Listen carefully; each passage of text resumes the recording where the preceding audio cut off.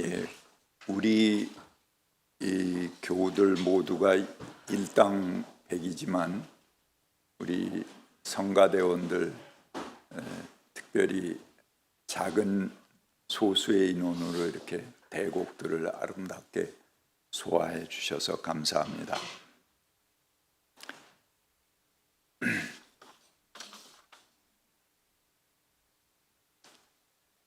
지난 5월 8일 날 시청 앞에 있는 프레스센터에서 시민의회를 촉구하는 국제학술대회가 있었습니다. 그동안 서구 사회는 일찍이 국민의 대표인 의원들을 선출해서 대의민주제도를 시행해 왔습니다. 그런데 지금 여러 나라들에서 이런 문제점들이 드러나고 있습니다. 대규모 자원이 동원되는 선거를 통해서 당선될 수 있는 사람들은 극히 제한된 소수입니다. 이들은 선거 때만 민의를 찾고 당선된 후에는 자기들끼리의 당파적인 이해관계로 움직입니다. 그래야 다음에 또 공천받고 계속 의원이 될 수 있기 때문에 그렇습니다. 세력 간의 줄다리기에 묶여서 일반인들에게는 아주 상식적이고 빤한 일들도 국회에서 결정되는 것이 쉽지 않습니다. 이것은 비록 우리 국회나 우리 대한민국의 사정뿐만 아니고 서구의 대의민주제를 택하는 대부분의 국가들이 함께 겪고 있는 문제이기도 합니다. 그들은 다음 선거에서 재당선돼야 하기 때문에 민의와는 상관없이 권력의 줄서기에 바쁩니다. 이런 대의민주제의 한계와 허점이 드러나면서 이를 보완하기 위해서 OECD 국가들을 중심으로 새로운 정치 모델을 모색하고 있습니다. 시민 정치 참여 모델입니다. 이른바 시민의회인데, 시민의회는 국민 구성에 맞추어서 추첨으로 무작위로 이 국민들 가운데서 선출을 해갖고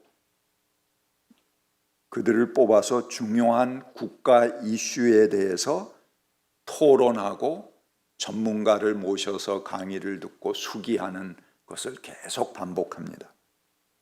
그런 과정을 통해서 자기의 입장이 바뀔 수도 있고 중요한 이 국가 정책에 대한 안목이 생기고 근데 이들은 아무런 당리당략에 매이지 않기 때문에 그냥 그 사실 자체로 판단하고 결정할 수 있는 것입니다.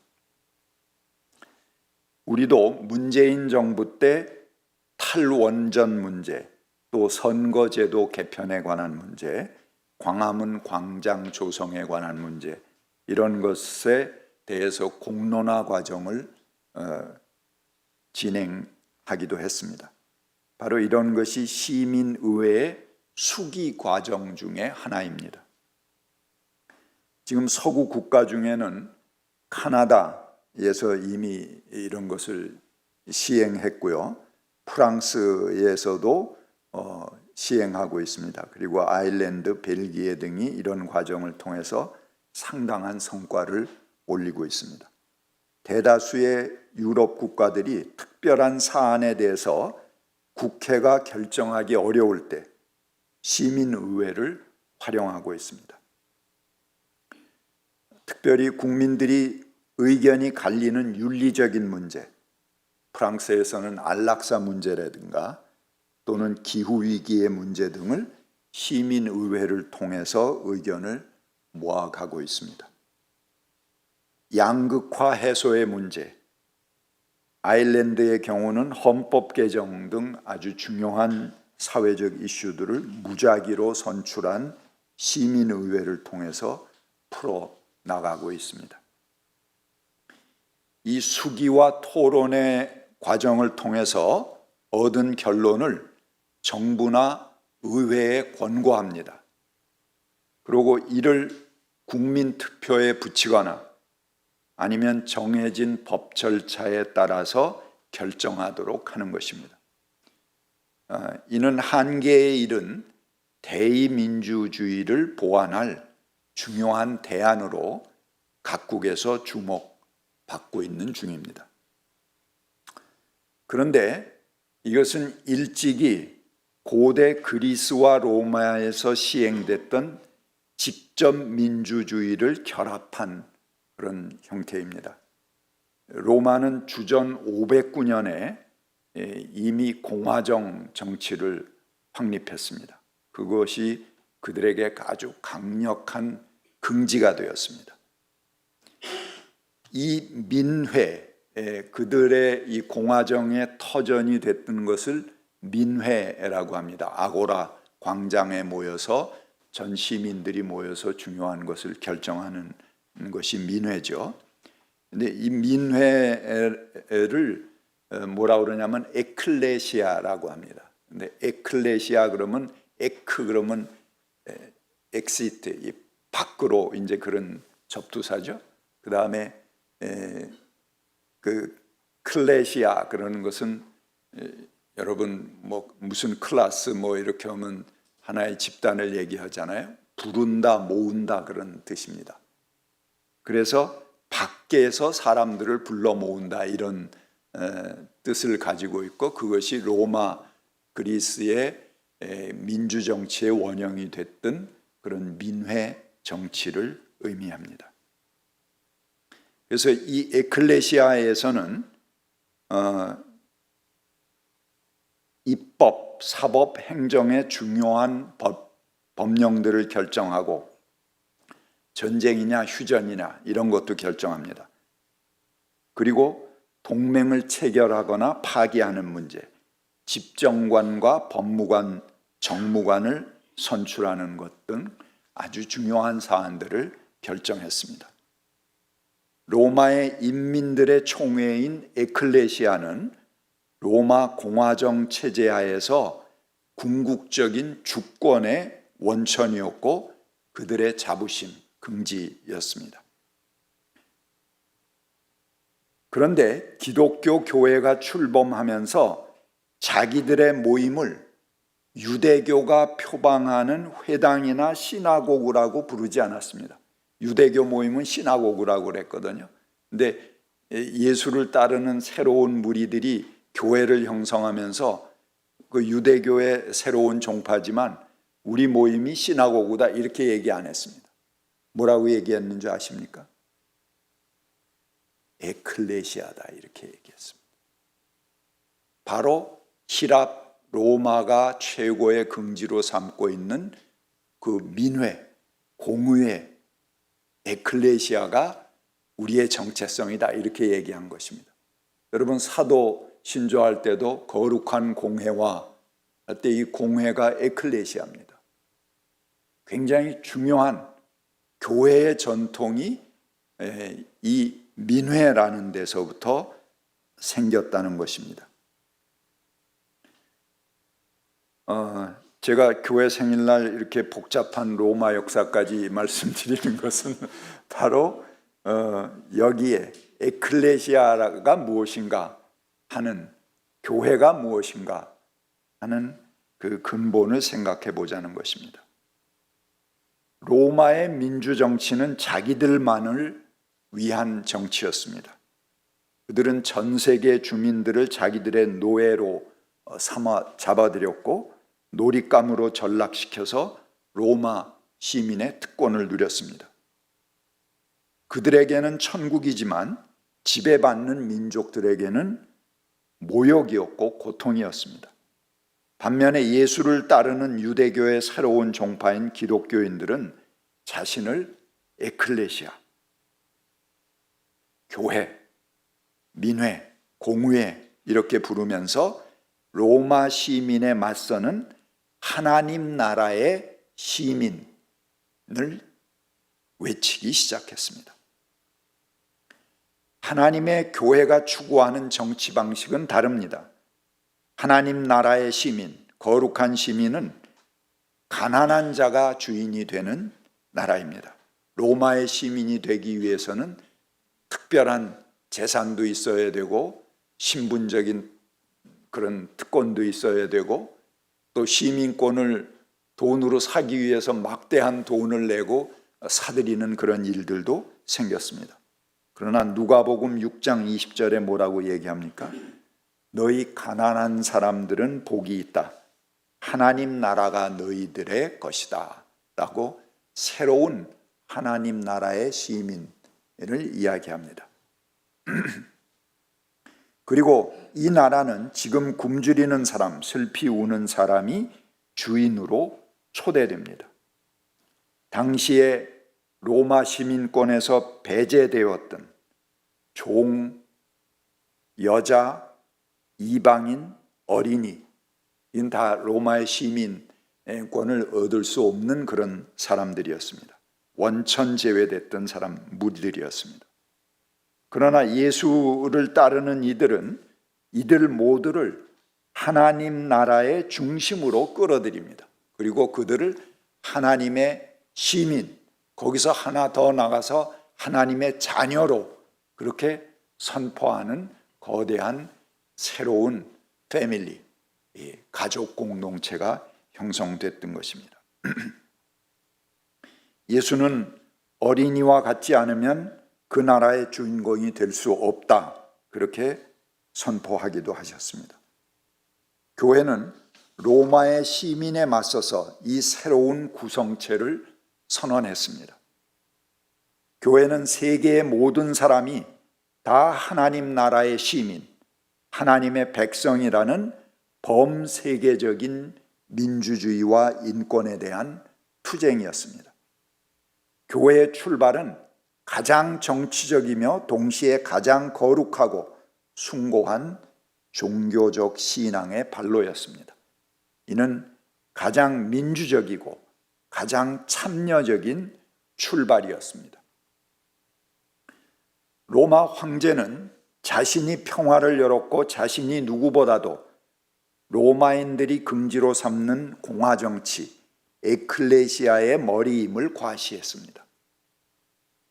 여기에 대해서 새로운 공동체는 예수 그리스도가 진정한 평화이고 에클레시아, 교회의 머리라고 외칩니다.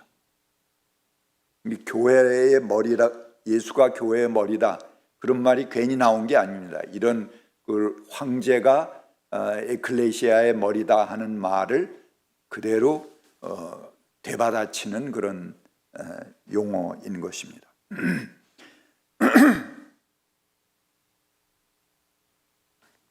죄송합니다.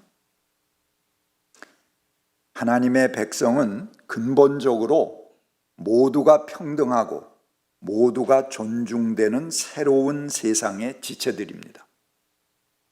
그 머리는 오직 그리스도이십니다.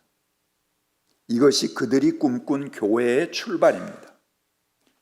그러나 초대교회의 이런 꿈들은 2000년이 지나는 동안 수없이 교회를 음해하는 자들과 싸워야 했습니다. 히틀러는 유대인들이 예수를 십자가에 못 박은 원흉이라며 유대인 말살 정책을 펼쳤습니다. 그는 유대교와 기독교를 갈라치기 했습니다. 그리고 그 틈새를 이용해서 끔찍한 학살극을 자행했습니다. 참으로 묘한 것은 이성을 가진 사람들이 이성에 따라 움직이지 못했다는 것입니다. 그들은 쉽게 이 갈라치기의 노예들이 되어버렸습니다. 그리고 자기들의 이성을 마비시켰습니다.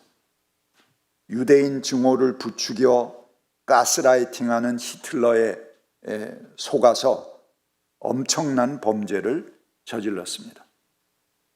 히틀러 치하의 많은 독일 교회는 이 히틀러에 동조하거나 방관했습니다. 그들은 유대인 학살은 예수를 십자가형에 처하게 한 유대인들의 복수라면서 이를 합리화시켰습니다. 그러나 숫자로는 아주 적은 무리지만 본회포 목사님, 우리 오늘은 이제 그 여름이 연주를 바꿨습니다만 지난 3주간 그 연주했던 그 곡목이 뭐죠? 선한 능력으로, 그게 이제 바로 이 히틀러의 그 순교당하신 본회포 목사님의 글을 그 노래로 한 것입니다. 아주 적은 숫자지만 본회포 목사님을 비롯한 소수들이 나치에 저항했고 그들의 신앙 양심을 지켰습니다. 그들은 죽임을 당하고 순교의 길을 갔습니다. 그러나 지금의 독일 교회가 자기들의 교회 전통으로 삼는 것은 히틀러에 동조했던 99%의 독일 교회가 아닙니다. 지금 독일 교회는 무슨 성명을 내든지 뭘 얘기하면은 꼭 우리는 나치에 저항한 교회의 전통을 이어받아 이렇게 시작합니다. 숫자가 중요한 게 아니죠. 무엇을 추구하고 지키느냐 하는 것이 중요한 것입니다.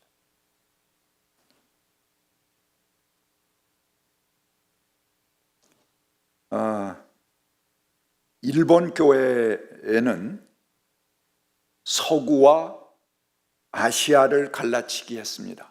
그래서 대동아 전쟁을 부추기는 역할을 했습니다. 아시아가 대동단결해서 서구 세력에 맞서야 된다고 아시아 사람들을 가스라이팅 했습니다. 그들은 전쟁을 신성한 싸움으로 미화하고 아시아의 모든 기독교인들이 황국 신민으로서 이 전쟁에 참여할 것을 요청했습니다. 그러나 일본 교회에는 본회포 목사님처럼 신앙 양심을 드러내고 저항하고 순교한 사람이 없습니다. 무교회주의자들이 약간의 이견을 말했을 뿐 모두가 저항하지 못하고 대세의 흐름에 따를 뿐이었습니다. 이것은 엄청난 차이입니다. 한 사람이라도 죽는 사람이 있어야 됩니다. 저항하는 사람이 있어야 됩니다. 그런데 대세가 물론 좀 지식인이고 이성을 가진 사람들이 조금 이견을 얘기하긴 했습니다만 대체적으로 그 주류에 따라갔습니다. 그것이 독일 교회와 일본 교회의 차이입니다. 독일 교회는 소수지만 지금 자기들이 정신적 기반을 순교자의 피 위에 세울 수 있는 젖줄이 있습니다. 그러나 일본은 불행하게도 그런 젖줄이 없습니다. 이때 한국 기독교 역시 일본이 벌이는 전쟁을 미화하고 교회 종까지 떼어서 군수물자를 징발하는 운동에 나서도록 교회가 앞장섰습니다. 대부분의 교회입니다. 일제 말기에는 교회 안에 신사를 별도로 세웠습니다. 교회 십자가 옆에 그 신사함을 만들어 놓고 예배 드리기 전에 십자가 닫고 신사 열고 거기에 전 교인들이 이렇게 동방요배라고 그래서 허리까지 숙여서 절하고 그 다음에 신사 닫고 십자가 열고 저희들끼리 예배하고 예배 끝난 다음에 십자가 닫고 다시 이 신사 열고 거기에 또 90도로 절하는 신사 참배를 하고 예배를 드렸습니다. 그것을 교회에서 또 공식적으로 총회에서 결정하고 실행했습니다.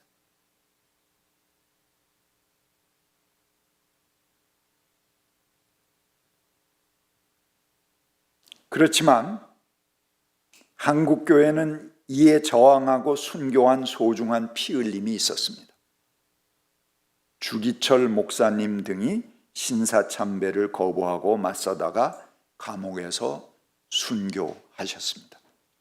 그것은 아주 적은 소수였지만, 하지만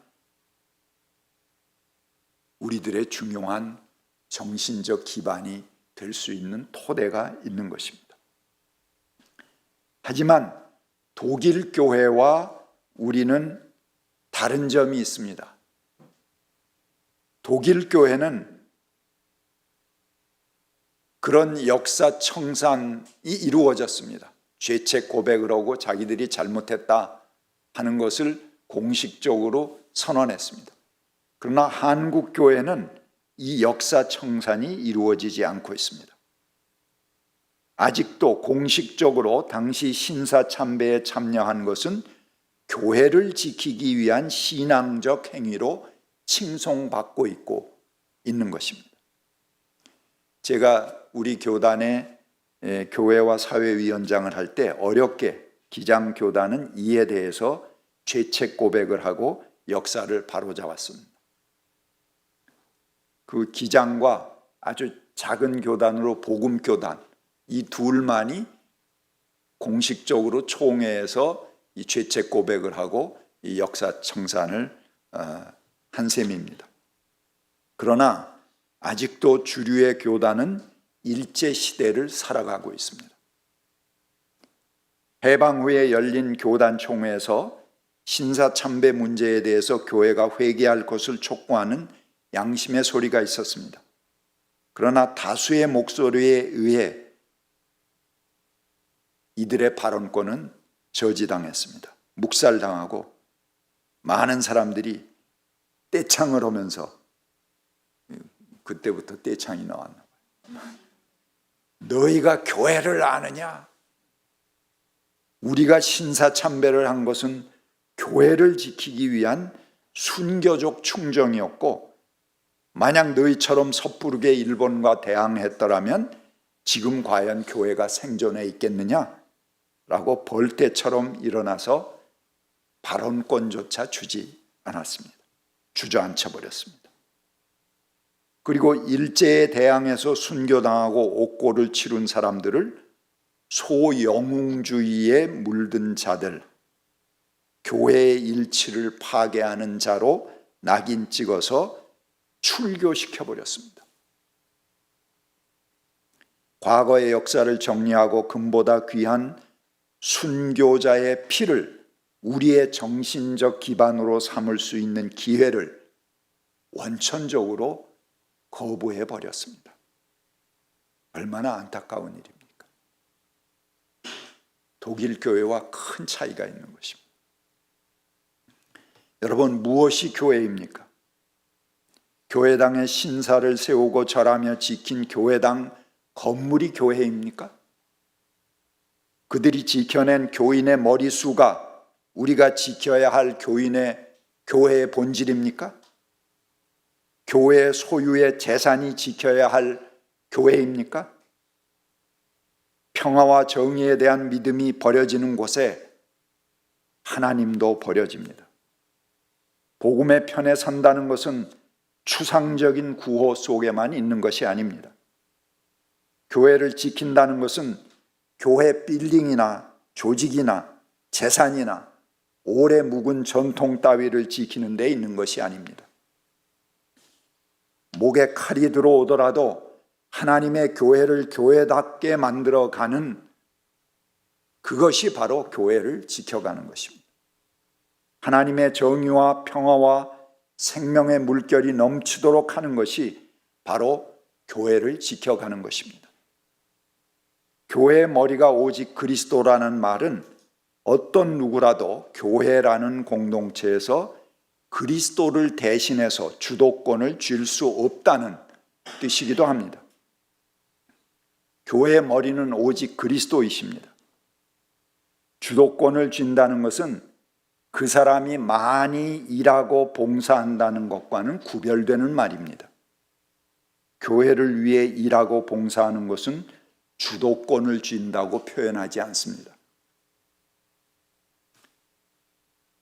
그런데 교회 안에서 자기 세력을 만들거나 특정한 부류들을 포섭하여 개인의 주도권을 쥐려고 하는 사람들이 가끔 있습니다. 제가 목회 경험을 이제 45년 정도 되는데요. 수많은 그런 부류들을 보고 지나치기도 합니다. 그들이 맺는 열매는 그 행위의 진위를 밝혀줍니다. 특별히 교회가 고난을 당할 때 누가 그 어려움에 책임적인 자세로 임하느냐 하는 것은 밝히 드러납니다.